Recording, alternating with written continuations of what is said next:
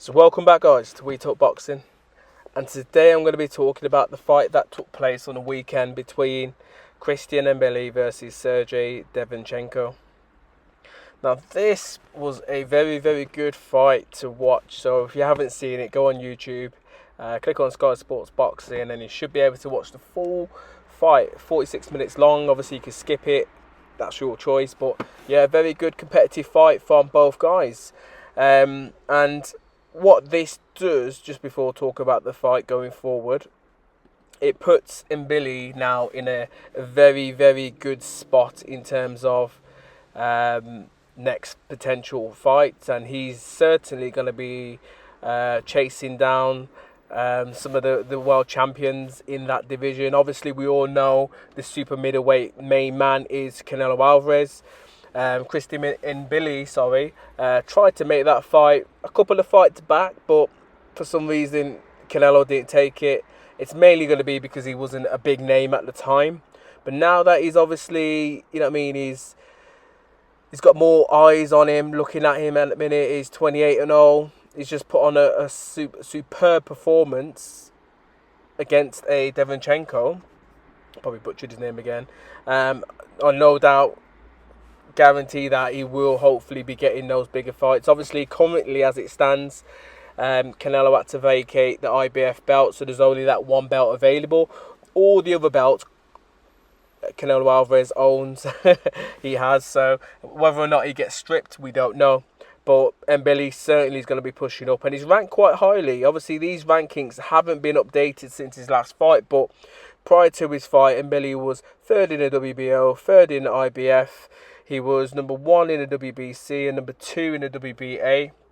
And he was also ranked number 1 as well in the Ring magazine rating. So very highly rated. And as I said, going forward after this fight now, obviously we know Canelo Alvarez is going to be fighting Berlanga. So whatever happens there, whether or not he's going to get a chance to fight Canelo, I don't know. Whether or not Canelo's going to vacate, again, I don't know. But certainly his name will be thrown in the mix. Obviously there's that big fight between Canelo and everyone wants to see. Obviously there's a couple of names actually, David Morale, and obviously the main one as well, what's the other guy's name, Benavidez. Yeah, so there's those two people that people want to see Alvarez fight, but we don't know. But in terms of the fight, I thought first 3 rounds, Mbilli looked very sharp. He was poised, he was confident, he was motivated, and he was very aggressive at times, and pumping that jab out in front of Derevyanchenko's face, and coming over the top with his right hands and his uppercuts. He was mixing up his shots really well, and the key in the first opening couple of rounds for Christian Mbilli is that his work rate, his aggression, is that will to keep going forward and to take shots and to land his own shots. And how I was seeing it is that if he was getting caught with 1 or 2 shots from Derevyanchenko, then he would land 2 or 3, so that way he was winning the earlier rounds. But one interesting thing is that from round 4 onwards, he started to slow down, and this is where Derevyanchenko had a couple of good rounds under his belt. I had him winning 4-5, and he was doing really well. Obviously, I think it was round 6 or round 7, give or take, Derevyanchenko stopped using his left hand. At the time, the commentator said it was pretty much due to an injury. Whether or not that's true, we don't know. But it certainly looked as if he had hurt his bicep, his left bicep, because he wasn't throwing that left hand, and he was only using it when he had to use it. And that's when Mbilli was coming on strong, and he was thinking, I need to keep this guy off me, so I have to use my left hand. But yeah, I think very good performance from Mbilli, and it goes to show now in terms of the opposition that he is stepping up to them levels, and he's 28-0, and he's took on a big name in Derevyanchenko, and he hurt him on multiple occasions, and that win will age, I reckon, because Derevyanchenko will give anyone a tough night's work at any pretty much moment in time. If he has injured his bicep, he's going to be out for a little bit of time now.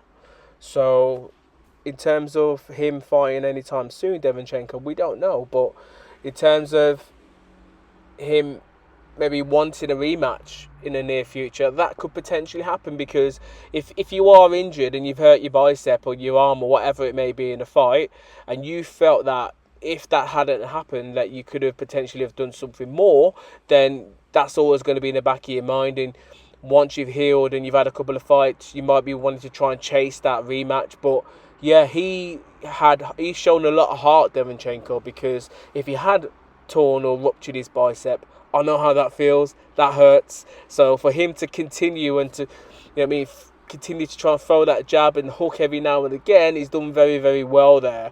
It just goes to show how tough and rugged of a man he is, and so much of a warrior.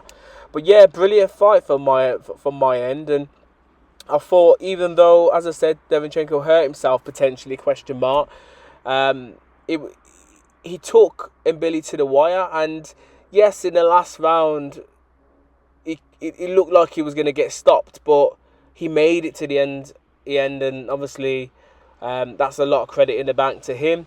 Mbilli, obviously, yeah, he looks really good, and I feel as if he's going to, be a contender for a lot of these guys that are in that weight, and are throwing their names in the hat with the bigger guy in terms of Canelo Alvarez. He's going to go up there and he's going to be saying, hey, look, you want to fight Canelo Alvarez, I can't get the fight with him, me and you, let's do a deal, let's have a fight.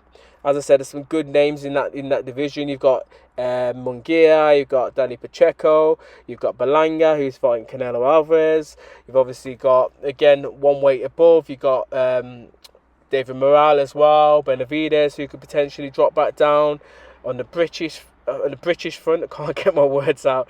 You've got Callum Simpson as well, who's up there, who's a decent name. Do you know what I mean?